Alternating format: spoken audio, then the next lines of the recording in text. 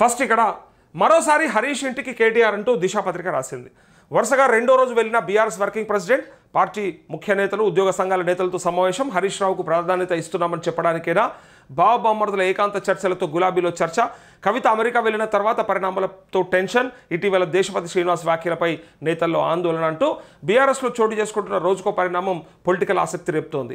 వరుసగా రెండో రోజు శనివారం party working president KTR Siddipet MLA మాజీ మంత్రి హరీష్ రావు ఇంటికి వెళ్లడం హాట్ టాపిక్గా మారింది.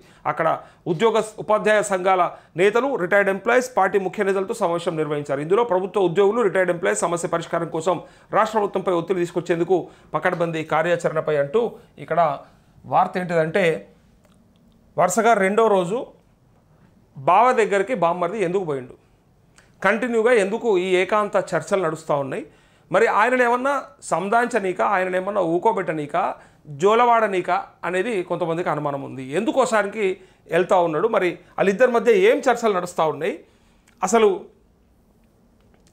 భవిష్యత్తులో మరి ఎటుపోతుంది బీఆర్ఎస్ అనేది కొంతమందికి అనుమానం పుట్టేలాగా ఉన్నటువంటి ఈ వార్తలు, చర్చలు జరిగినాయి. అయితే ఏకాంత చర్చలు ఎందుకు? నేను కూడా చెప్పిన, ఏకాంత చర్చలు కాకపోతే ఇంకేమైనా చర్చలు చేసుకుంటారు. బామ్మర్దులు యాక్చువల్గా ఇద్దరు ముఖ్యమైనటువంటి పార్టీ నేతలు, ఏ సంబంధం లేని వాళ్ళు కలిసినరు అంటే ఏదన్నా రాజకీయంగా వాళ్ళు ఏమన్నా మరి స్టెప్ తీసుకుంటున్నారా, లేదంటే ఇంకేమన్నా కార్యాచరణ చేసే ఆలోచనలో ఉన్నారా అని చెప్పి అనుకోవచ్చు. కానీ ఇక్కడ సొంత బామ్మర్దులు, వీళ్ళు రాజకీయాలకి రాకముందే కుటుంబ సభ్యులు. వీళ్ళకి బీఆర్ఎస్ అనేది తర్వాత పుట్టింది, 2001లో పుట్టింది. కానీ వాళ్ళు ఎప్పటి నుంచో కదా, మొదటి నుంచి రక్త సంబంధీకులే కదా. సో దీంట్లో భూతద్దం పెట్టి ఇట్లా ఏదో వెతుకుదామని చూస్తే దొరకది.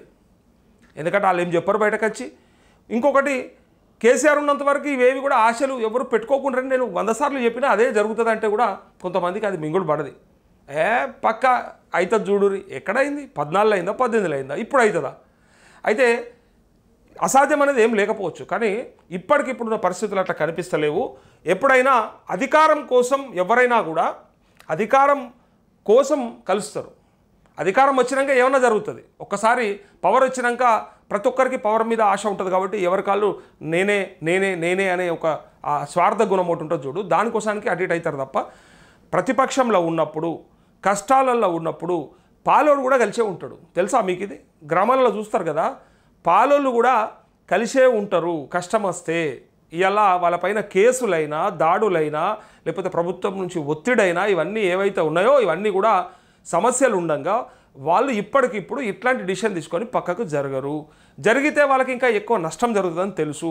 అది తెలిసే ఇలా అవసరమైతే గెలిచినాక ఏమన్నా చేస్తారు. ఇక ఈసారి కనుక ఒక ప్రయత్నం చేస్తే, ఈసారి గెలిస్తే, ప్రజలు ఆదరిస్తే, నేనేమి ముందుగా ఊహించి చెప్పట్లే, ప్రజలు ఆదరించి కనుక మళ్ళా కాంగ్రెస్ వద్దు బీఆర్ఎస్ కావాలనుకుంటే భవిష్యత్తులో ఏమన్నా వాళ్ళు అప్పుడు మరి బామ్మర్ది ఎట్లా అవుతాడు ముఖ్యమంత్రి, నేను కూడా కష్టపడ్డ పార్టీ కోసానికి, ఇన్నేళ్ల నుంచి నేను కేసీఆర్ వెంట ఉన్నా, అసలు ఈ రాష్ట్రంలో నాకున్నంత పేరు ఎవరికి ఉంది, ట్రబుల్ షూటర్ నేను అని హరీష్ రావు అనుకుంటే అప్పుడేమన్నా బుద్ధి పుట్టొస్తుంది తప్ప ఇప్పటికిప్పుడైతే అది జరగది. కష్టంలో పాలోడు కూడా కలిసి ఉంటాడు అన్నట్టు ఇలా అందరూ కూడా కష్టాల్లో ఉన్నారు. కవిత జైలుకు వచ్చింది, ఇలా మీద కేసులే ఉండే, కాళేశ్వరం హరీష్ రావు మెడకే చుట్టుకుంటుందని అనబట్టి, ఇటుపక్క ధరణి ఏమో కేసీఆర్ మెడకని చెప్తారు, ఇప్పుడు ఫోన్ ట్యాపింగ్ ఏమో కేటీఆర్ మెడకు ఉండే.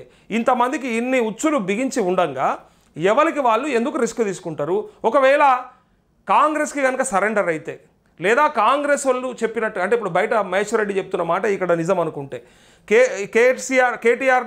హరీష్ రావుని అట్లా ఇట్లా కవితని ఎంకరేజ్ చేస్తుంది రేవంత్ రెడ్డియే కాంగ్రెస్ అని అన్నారు అనుకుందాం.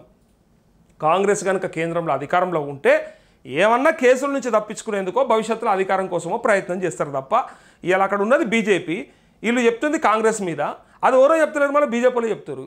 ఎట్లుంటాయి చూడు రాజకీయాలు, ఏది ఊహించడానికి ఉండదు, నిజంగా గీది ఇట్లా జరుగుతుందా అని చెప్పడానికి కూడా ఉండదు, ఏదైనా జరగవచ్చు అన్నట్టు ఉంటుంది, అంత కింద మీద ఉంటుంది. ఇక్కడ చూడండి, లేని దాన్ని పుట్టించి స్పెక్యులేషన్ చేసి ఇట్లనట అట్లనట అదట ఇదట ఏమొస్తుంది దాంతో ఏమక్కరే చెప్పు. వార్తలలో కూడా ఎందుకు ఇవన్నీ కూడా బ్రహ్మాండంగా ప్రజలు అవకాశం ఇచ్చిండ్రు, హ్యాపీగా ఎక్కడి నుంచైనా రెవెన్యూ జనరేట్ చేసి మరి మన దగ్గర ఉన్న వనరులను ఉపయోగించుకొని రాష్ట్రంలో మంచి పరిపాలన కొనసాగే ప్రయత్నం జరిగితే ప్రజలకు ఏమన్నా ఒరుగుతుంది. అది వదిలేసి పత్రికలు ఎంతసేపు అన్లేమవుతుంది ఇన్లేమవుతుంది ఏమవుతుంది ఏమొస్తుంది చెప్పురి. ఇదేంటంటే ఉట్టి క్యూరియాసిటీ పెంచడానికి తప్ప ఇలా ఏమీ కూడా ఎక్కడ పెద్దగా ఇంట్రెస్టింగ్ వార్త కాదు.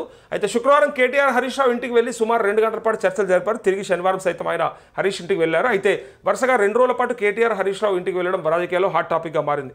ఉన్నట్టుండి ఇద్దరి మధ్య ఏకాంత చర్చలు ఎందుకు జరిగినట్టు, ఏకాంతంగా చర్చించుకోవాల్సిన అవసరం ఏమొచ్చిందని ఇటు సొంత పార్టీతో పాటు ప్రత్యర్థి పార్టీలోనూ ఆసక్తికరంగా మారినట్టు, ఇది ఏమీ లేదు, జస్ట్ వివాదాలకు ఫుల్ స్టాప్ పెట్టేందుకేనా అంటూ ఎక్కడికి వెళ్ళి మా మధ్య ఎలాంటివి ఏమీ లేవు, బ్రహ్మాండంగా కలిసి ఉన్నాం అంతే తప్ప మీరు ఉత్తగా ఏదో ప్రయత్నం అనుకోకుండ్రి అని చెప్పి డైరెక్ట్గా మనందరికీ అర్థమయ్యేలాగా వాళ్ళిద్దరు కలుసుకుంటారు అనేది మనకు తెలిసినటువంటి ఇన్ఫర్మేషన్. ఇక్కడ ఇంకొక మాట ఇగో,